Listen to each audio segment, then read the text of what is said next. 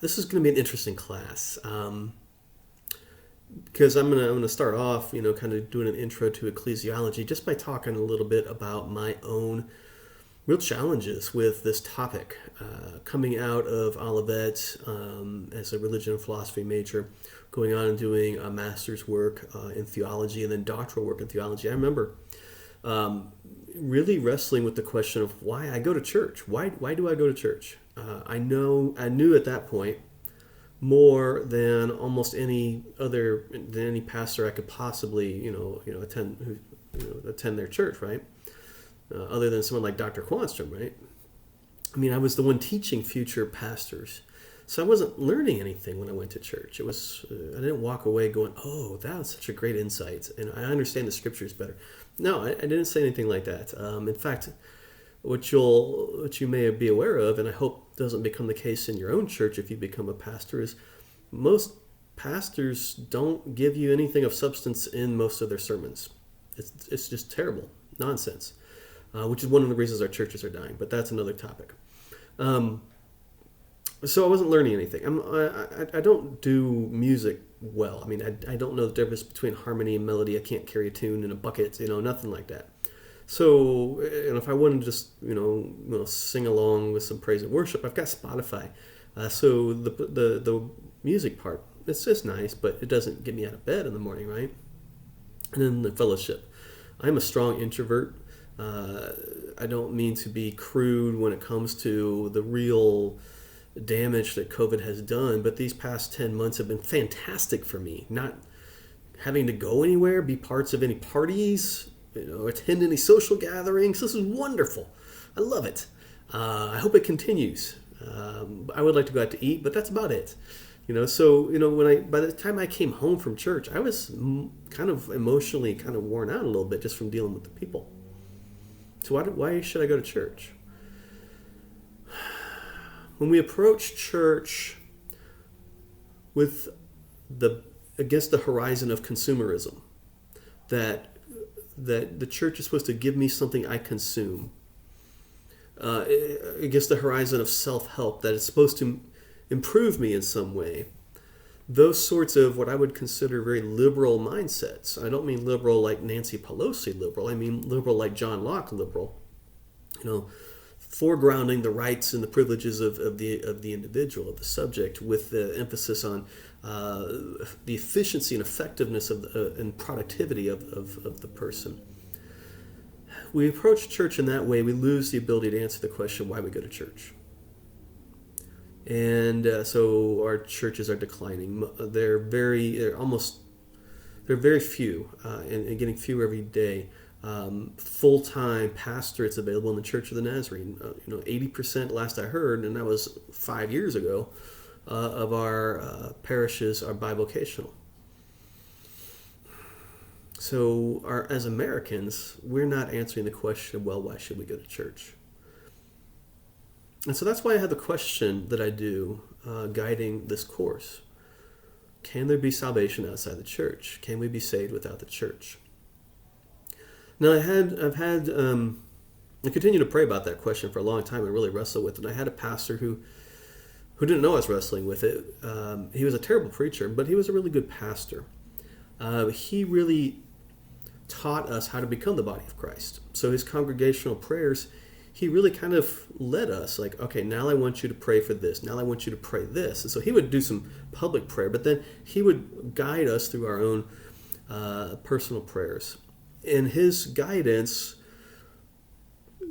focused our prayers on the body of Christ.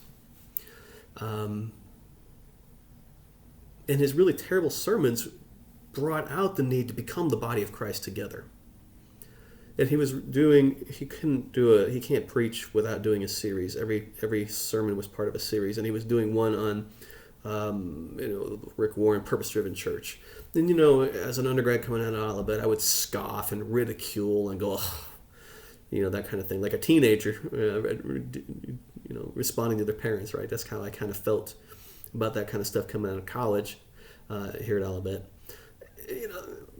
Maybe rightfully so, but one of the things that stood out from his preaching there is we do not go to church for ourselves. We go to the church because the church is God's answer to the problems of the world, and we're part of it. And so if we're not participating in the church, not just going on Sundays, but really integrating our lives into the body of Christ, into the life of Christ, then someone else is having to do the thing that God has gifted us to do. I don't want to get into spiritual gifts and all those conversations right now, but we've got a role to play in the body: hands, legs, feet, eyes, whatever it is. And if I'm not there, then someone else is having to do my job, and they're not as equipped to do it as me. Or I'm doing your job, and I'm not as equipped to do it as you. So I need to be there because the church is God's solution to the crisis of our world. Now, I think I'm putting words into Rick Warren's mouth. I don't think he would say it that way, but that's how I kind of processed it and came to answer my own question. So that's one answer to the question.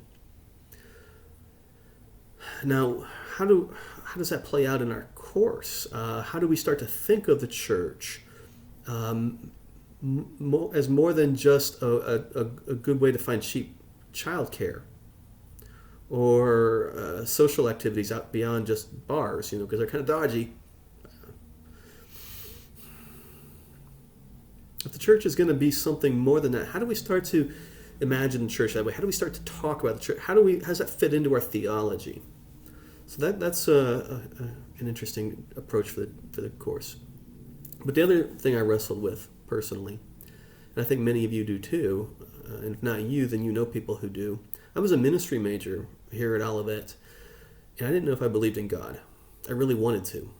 It broke my heart to wrestle with these questions. I would cry about it, sobbing. But I didn't know if I believed in God.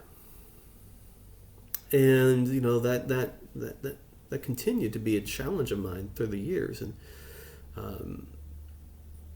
one of the things I discovered was that regardless of where I was at in my own faith, when I was involved in the life of the church, teaching Sunday schools, leading kind of activities in the church, ministries in the church, I felt strong in my faith. The doubts kind of were pushed to the outside.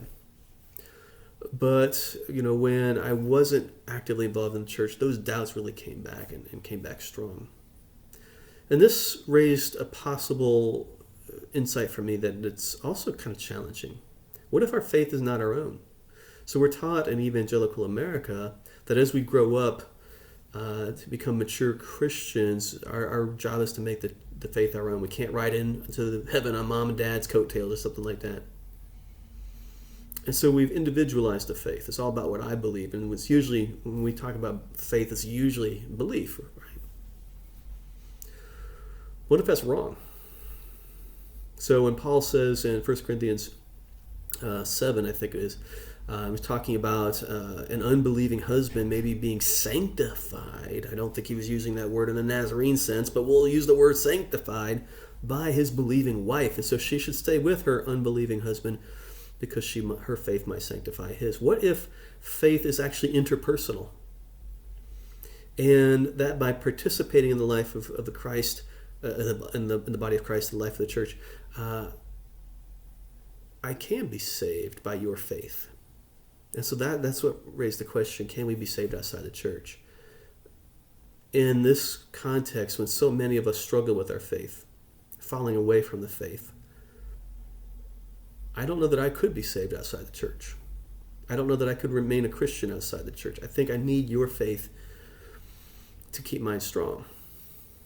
So as we are entering into this course on ecclesiology, I don't believe that theology exists for academic purposes.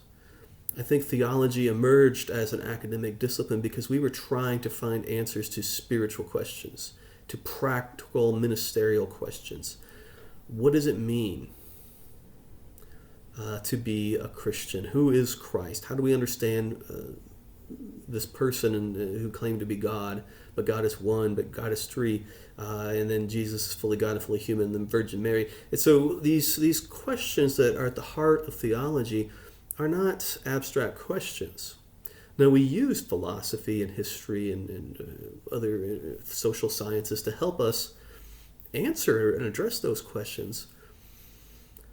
But these are questions that are at the heart of the life of the church. They're at the heart of the Christian walk. They're at the heart of the Christian faith.